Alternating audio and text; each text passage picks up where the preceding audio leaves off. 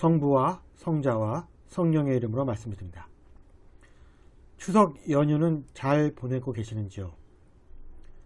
8월에 집중호우에 이어 9월의 태풍까지 유난히 수해가 많았던 늦여름과 가을 초입이었던 것 같습니다. 그러나 지금은 언제 그러냐는 듯이 가을 하늘은 청명함을 자랑하고 있습니다.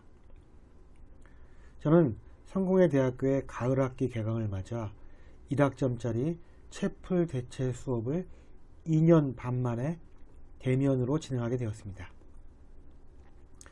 교양 필수이기 때문에 마지못해 듣고 있다는 일부 학생들의 수업 태도가 늘 마음에 걸렸는데 지난 2년 반 동안 학생들의 수준이 올라갔는지 이번 학기에는 그러한 어려움이 조금은 덜할 것 같다는 예감이 듭니다.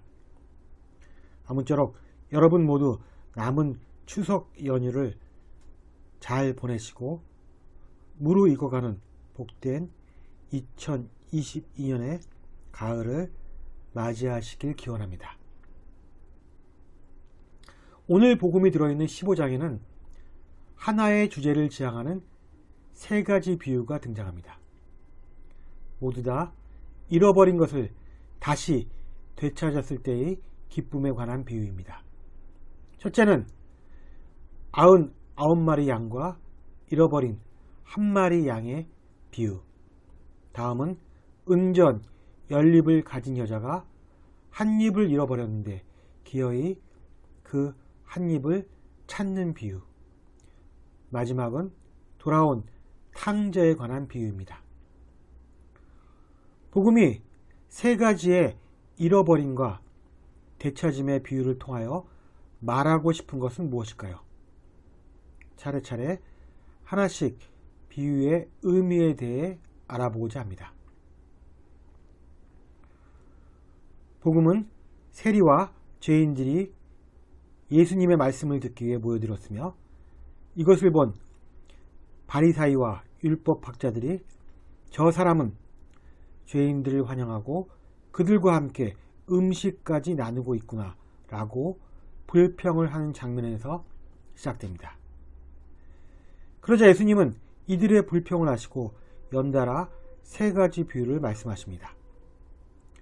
예수께서 이렇게 하신 까닭은 지금 당신께서 세리들, 죄인들과 함께 먹고 마시는 구체적이고 독특한 사항이 무엇을 의미하는지를 바리사이들과 율법학자들에게 분명히 말하기 위한 목적에서라고 할 수 있습니다. 그리고 우리는 왜 먼저 바리사이들과 율법학자들이 그토록 세리들과 죄인들을 거부했는지도 살펴보아야 합니다. 이스라엘에서 세리들이 욕을 먹을 수밖에 없었던 이유는 일단 이들이 식민지 사람들 간의 분열을 조정했던 로마의 교활한 통치술에 편승했기 때문입니다. 당시 이스라엘을 지배하던 로마는 세리들로부터 일정 정도의 세금만 징수했으며 세리들이 자국민으로부터 얼마를 거두든지는 상관하지 않았습니다. 따라서 세리들은 로마에게 바쳐야 할 세금 이상으로 세금을 걷어 착복하는 경우가 허다했던 것입니다. 이처럼 세리들은 이교도의 하수인이자 압제자로서 창녀 등 윤리적인 차원에서 죄를 지은 사람들과 함께 당시 사회에서 변절자, 부정한 자 취급을 받았던 기피 대상이었습니다. 바리사이란 말 자체가 분리된 자, 거룩한 자를 의미합니다. 따라서 이들이 세리들과 죄인들로부터 자신들을 분리해내는 것은 너무나 자연스러운 행동이었습니다. 또한 이들이 금과 옥저처럼 여기는 정결법에 따라 죄인들과 같이 식사를 한다는 것은 용납할 수 없었습니다. 이때 예수께서는 먼저 99마리 양과 한 마리의 길 잃은 양의 비유를 들어 말씀하십니다. 먼저 99마리의 양은 스스로가 의롭다고 생각하면서 회개할 필요가 없다고 생각하는 바리사이들과 율법학자들 의미하고, 한 마리 잃은 양은 회개할 필요가 있는 죄인을 말합니다. 이 본문은 마테오 복음에도 등장합니다. 다만 마테오 복음에서의 잃은 양은 신앙생활을 하다가 잘못된 길로 타락한 교인을 의미하며, 따라서 길 잃은 양을 찾으라는 목회적 권면에 그 초점이 맞춰져 있습니다. 반면 누가복음에서 길 잃은 양은 애초부터 분실된 양, 즉 세리들과 죄인들처럼 아직 믿음의 생활을 하지 않은 무리들을 말했습니다. 따라서 누가복음의 잃은 양의 비유는 예수께서 왜 세리들 및 죄인들과 어울렸는지에 대한 이유를 말하면서, 잃은 양을 찾았을 때 목자의 기쁨이 크듯이 죄인 하나가 회개하면 하늘에서의 그 기쁨도 크다는 것을 말하고 있는 것입니다. 따라서 누가복음 19장 10절은 이에 대해서 다음과 같이 말하고 있습니다. 사람의 아들은 잃은 사람들을 찾아 구원하러 온 것이다. 다음 비유는 은전 연립을 지니고 있었는데 한 잎을 잃어 그 돈을 찾기 위해 애쓴 여인에 관한 이야기입니다. 우리가 읽는 공동번역 성서에는 은전 연립으로 의역되어 있지만, 예루살렘 바이블과 표준 세번역 성서에는 10 드라크마, 즉 10 드라크마로 되어 있습니다. 한 드라크마는 한 데나리온처럼 노동자 하루의 품삯 혹은 양 한 마리 값에 해당된다고 합니다. 그러니 10 드라크마면 지금 돈으로 100만원 정도를 상회하는 아주 크지 않은 액수라고 생각하시면 될 것 같습니다. 제가 이 본문을 읽으면서 들었던 의문은, 한 드라크마를 잃어버렸다면 그냥 다른 한 드라크마를 채워 넣으면 될 일이지 등불을 켜고 집안을 온통 샅샅이 쓸고 뒤질 이유는 무엇인가 했습니다. 게다가 이 여인은 그 돈을 찾은 후 기쁨에 겨워 친구들과 이웃을 불러 모으고 자신이 은전을 찾았음을 알리기까지 했습니다. 과연 이 은전 한 입이 이 여인에게 이처럼 소중했던 것일까요? 이 여인의 행동을 이해하기 위해서는 당시의 결혼 문화에 대한 이해가 있어야 합니다. 당시 10 드라크마는 혼인한 여인의 표시로서 은사슬에 10개의 은전을 깨어 만든 머리 장식이었다고 합니다. 즉 오늘날의 결혼반지처럼 매우 귀중한 물건이었던 것입니다.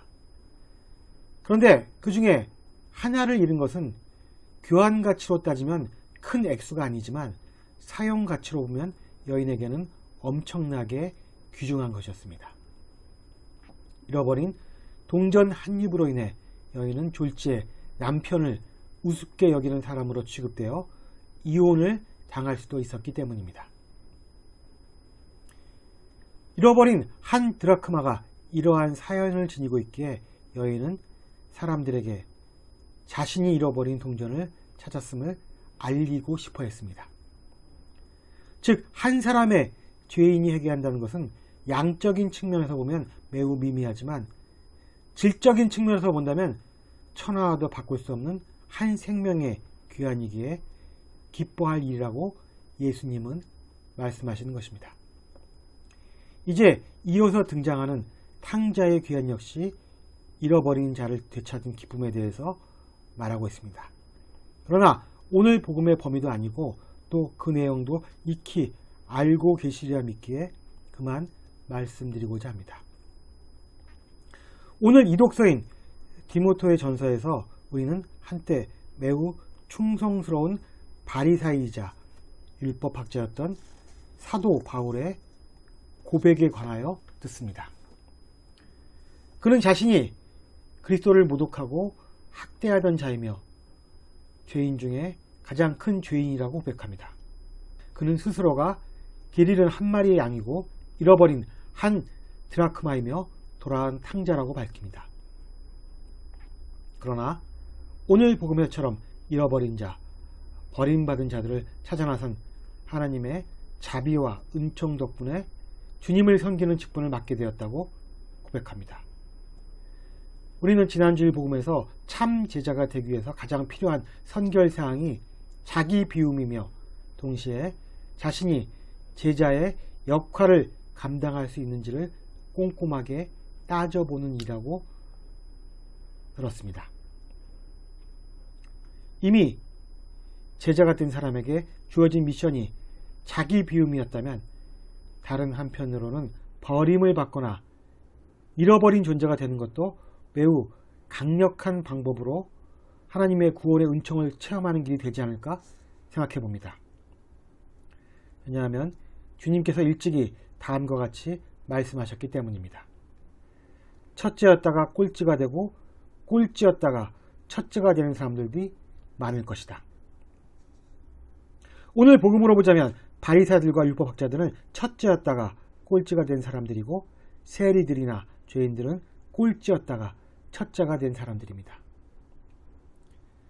자신이 구원을 받았다고 자만하는 사람들은 그 구원을 잃을지도 모르지만 자신이 버려지고 잃어버린 존재라고 생각하는 사람들에게 주님의 은총이 내릴 수 있음을 믿는 저와 여러분이 되기를 기원합니다. 성부와 성자와 성령의 이름으로 말씀드렸습니다. 아멘.